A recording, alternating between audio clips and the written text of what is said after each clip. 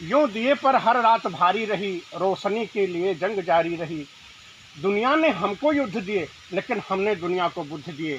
आज करुणा अहिंसा मैत्री के पूर्ण अवतार को पूर्ण चांद हमारा बैसाख मास की पूर्णिमा को आज के ही दिन लुम्बिनी नामक वन में लुम्बिनी नामक स्थान पर महाराज शुद्धोधन और माया देवी की गोद में पूर्ण चांद अवतरित हुआ, जो light of Asia Tathagata Mahatma Buddha कहे जाते हैं।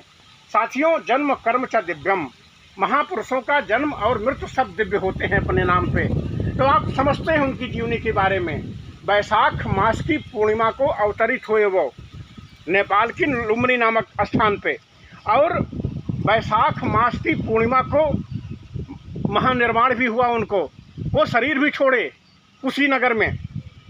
और बैसाख मास की पूर्णिमा को ही अश्वत्थामा पीपल वृक्ष के नीचे बोध गया में उनको ज्ञान भी उपलब्ध हुआ, जिस महाज्ञान को आज पूरी दुनिया में बिखेरे वो, जिसके सहारे आज हमारी पूरी दुनिया शांति का, मैत्रेय का, करुणा का, अहिंसा का पाठ पढ़ रही है और हम अपनी पूर्णता को प्राप्त कर रहे हैं। ऐसे तथागत को हम यहाँ पे नमन करते हैं और यहाँ पे समझते हैं थोड़ा सा उनके बारे में। कहते हैं जब वो अवतरित हुए तो उनकी माँ माया देवी वो 10 दिन के अंदर ही शरीर छोड़ दिया अपना, और उनकी मौसी गौतमी ने उनका पालन पोषण किया। उनका एक नाम गौतम भी है। साथियों, जो मृत्यु के पार है, अब माया देवी, देखिए आप प्रतीक अर्थ देखिए, जो माया के पार हो जाएगा, जो माया से जाग जाएगा, वही परम ब्रह्म में प्रवेश करेगा, वही परमात्मा के आकाश में प्रवेश करेगा। नहीं, हम लोग आम संसारी क्या हैं, माया में फंसे रहते हैं दिन रात। कोई न कोई माया की तृष्णा हम लोगों को खींचे रहती है अपनी तरफ, और हमारा मन विक्षिप्त तरीका लेता रहता है उसी के इर्द गिर्द। और हमारी हालत कैसी है कि दिन रात एक डिप्रेशन, एक अवसाद, एक तनाव में हम जीते हैं। ये तो मानवता न हुई। इतनी बेचैनी, ये कैसा उलझाव, जहाँ कोई मंजिल नहीं, ना कोई ठहराव। ये हमारी दशा कैसे हो गई। लेकिन नहीं, तथागत वहीं पे आते हैं, महात्मा बुद्ध वहीं पे आते हैं और आपकी मनोवृत्तियों को समझाते हैं। वो पहले तो वो 4 आर्य सत्य की घोषणा करते हैं आम संसारी के लिए। उपदेश क्या कर रहे हैं, संसार में दुख है, दुख का कारण है, कारण क्या है, जन्म है, मृत्यु है, रोग शोक है, हमारी तृष्णा, क्रेविंग कभी पूरी नहीं होती हो। और तीसरा कहते हैं वो फिर मार्ग देते हैं, मार्ग सुझाते हैं, कैसे हमको किस मार्ग पे हम चलें जिससे कि हमारा जीवन, यह जीवन सफल हो और पारलौकिक जीवन, पूरा जीवन हमारा ये मानव संहिता, मानव जीवन हमारा कैसे सफल हो। अष्टांगिक मार्ग का निरूपण करते हैं। मैंने कभी कहा था ना, सम्यक दृष्टि, सम्यक संकल्प, सम्यक कर्म, सम्यक समाधि, सम्यक दृष्टि, सम्यक वाक, सम्यक कर्म, सम्यक आजीविका, सम्यक व्यायाम, वो मैं पहले बता चुका हूँ। इसकी यहाँ पे चर्चा नहीं करनी है। अब चौथा बताते हैं, जब आप इस पे अष्टांगिक मार्ग पे चल लेंगे तो जो आपका होना है फिर वो निर्माण, ध्यान, मेडिटेशन वो हुआ जाता है। फिर उसको निरूपित नहीं किया जा सकता, उसको कहा नहीं जा सकता। और उसके बाद में वो पंचशील का सिद्धांत देते हैं। पंचशील क्या है, मैंने बताया था ना, पतंजलि योग सूत्र में यम जो है, सत्य, अहिंसा, ब्रह्मचर्य, अस्तेय, अपरिग्रह, बस चोरी न करना, ब्रह्मचर्य का पालन करना और झूठ मत बोलना। और एक चीज़ पे बहुत जोर देते हैं वो, कि तुम्हारी क्रेविंग, तुम्हारी तृष्णा तुमको दिन रात परेशान की रहती है। जन्म मृत्यु तो है ही, लेकिन तृष्णा, इसीलिए कहते थे जब तक तृष्णा का त्याग आप नहीं कर देंगे तब तक आप निर्वाण में प्रवेश नहीं करेंगे। इसको पतंजलि दग्ध बीज समाधि कहते थे। दग्ध बीज समाधि का मतलब कोई कामना नहीं है भीतर हमारी। अब मैं इसकी चर्चा करते हुए आपको बताता हूँ कि महात्मा बुद्ध की मौलिक देन क्या है।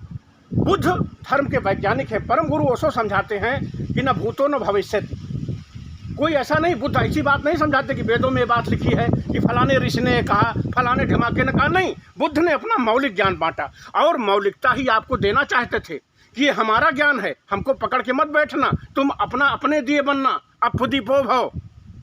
आनंद को एक बार डांटते हैं, मंजूश्री उपलब्ध हो गया बोध को, एनलाइटमेंट हो गया उसका, वो दूर बैठता था और आनंद साथ साथ चलते थे। लेकिन उनका वो बुद्धत्व को प्राप्त नहीं हुए थे। तो बुद्ध ने डांटा आनंद को, कहा आनंद हमारे सहारे कब तक चलोगे, बैसाखी मत बनाओ हमको। और हम लोग क्या गलती करते हैं, हम लोग कोई न कोई बैसाखी हम पकड़ लेते हैं जाके, कुरान पुराण वेद जो भी है जैसे भी है, अब उन्हीं बैसाखियों पे हमारी बैसाखी ज़्यादा सुंदर, आपकी कम सुंदर, दिन भर लड़ाई होती है। आज तथाकथित धर्मों के कारण जितना खून खराबा हुआ, किसी कारण से इतना खून खराबा धरती पे कभी नहीं हुआ। ये बैसाखियाँ हैं सब, लेकिन परमात्मा का आकाश तो सबका एक जैसा है। जब कोई संत आता है, कबीर जैसा संत आता है, फरीद जैसा संत आता है, नानक जैसा संत आता है, बुद्ध जैसा संत आता है, या पतंजलि जैसा ऋषि आता है, कृष्ण जैसा आता है, मोहम्मद, तो सारी दुनिया एक हो जाती। फिर वहाँ पे कोई भी सीमाएं नहीं रह जाती। और जब तक हम सीमा में हैं, अपने क्षुद्र में हैं, तो हम समझिए अपनी वासना, अपनी क्रेविंग में है, हमको समझ नहीं है जीवन की। और जैसे हम थोड़ा प्रज्ञा ज्ञान हमारे भीतर बढ़ेगा, वैसे हम असीम में प्रवेश करते जाएंगे। इसीलिए परमात्मा का एक नाम क्या है, वो असीम है, उसकी कोई सीमा नहीं है। एक शब्द है ब्रह्म, हिंदुओं में एक शब्द है ब्रह्म। ब्रह्म का मतलब होता है जो लगातार विस्तीर्ण है, कोई आदि अंत नहीं है उसका, नेत नेत कहते हैं वेद उसको। तो हम कैसे उसमें प्रवेश करें और कैसे तृष्णाओं के पार जाएं, कैसे अपनी मन की विक्षिप्तता को रोकें, इसका निरूपण किया बुद्ध ने। ध्यान की विधियां दिया हमें। आज उनकी ध्यान की विधि विपश्यना ध्यान। 2500 साल पहले बुद्ध ने एक चीज़ हमको बताया, एक वैज्ञानिक ढंग से बताया कि जो हमारा विचार है, जो हमारे मन की चाल है, ये हमारी सांसों पे चलती है। अगर आप सांसों में परिवर्तन कर सकें तो अपने विचार को परिवर्तित कर देंगे।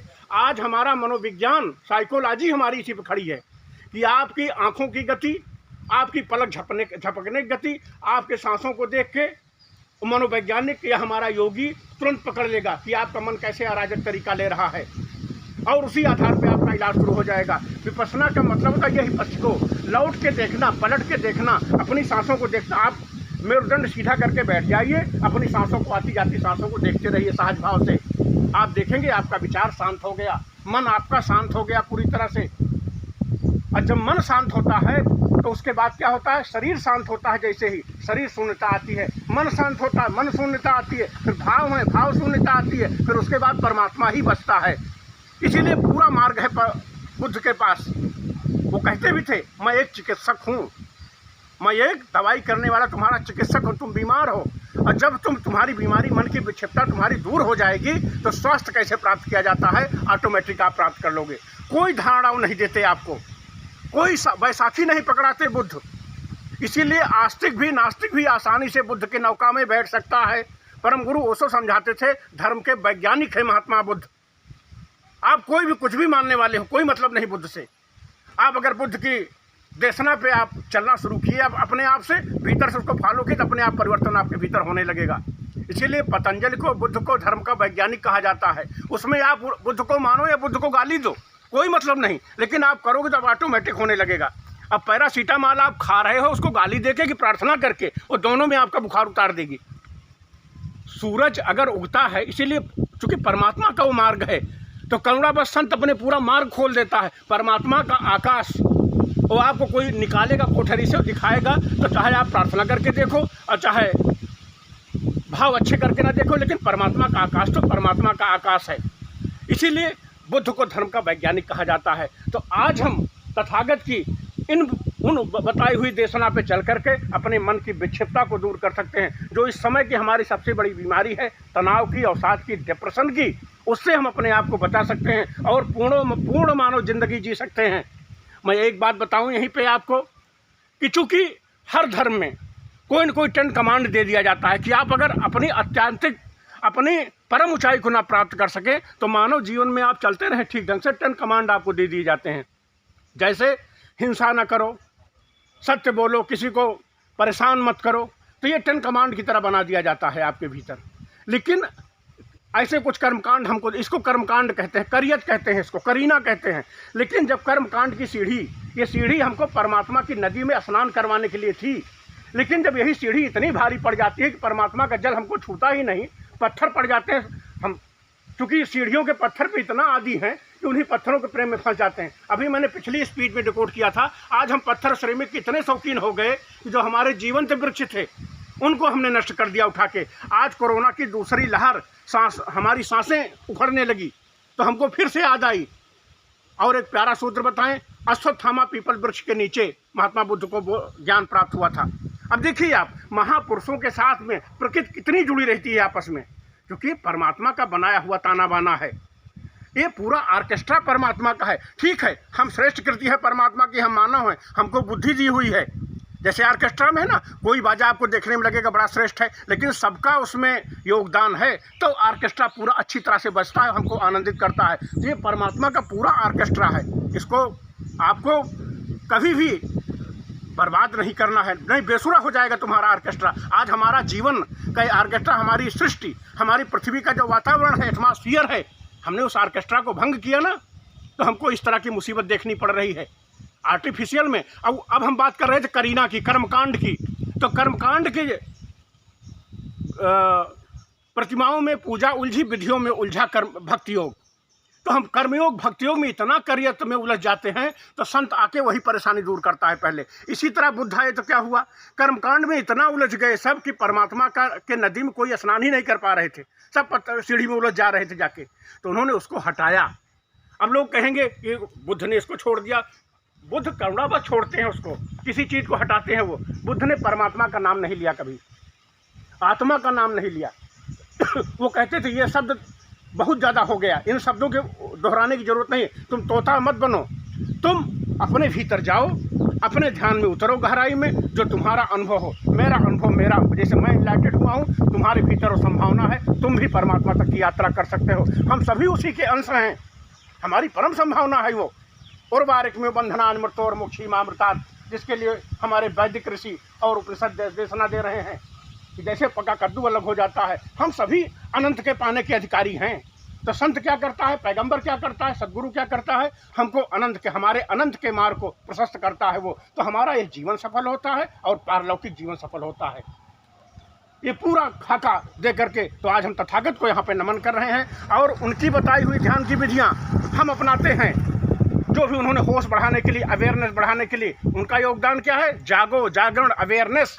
तो हम अवेयरनेस साधते हैं अपने भीतर कि जिससे हमारे जीवन में हमको अपनी विक्षिप्तता दिखाई दे, और अपनी विक्षिप्तता के वशीभूत होकर के हम दूसरे के अधिकार में दखलंदाजी ना करें। चाहे जीव जंतुओं का जगत हो, चाहे वनस्पतियों का जगत हो, हम अपने में रहें, अपनी सीमा में रहें। और फिर जब अपनी सीमा में रहेंगे, अपनी खिलावट में रहेंगे, तो हमारी खुशबू जब लुटेगी, तो हम जहाँ जहाँ भी जाएंगे, मैंने पहले बात किया था ना, जहाँ भी जाएगा रोशनी लुटाएगा, दिया का कोई जाति मकान नहीं होता। राम नाम के हीरे मोती मैं बिखराऊं गली गली।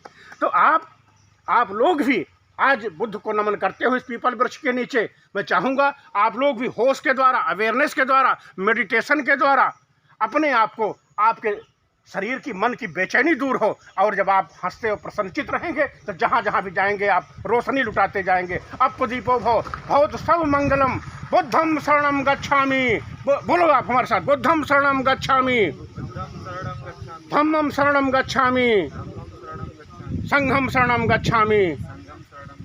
धन्यवाद। हरिओम तत्सत। शुक्रिया।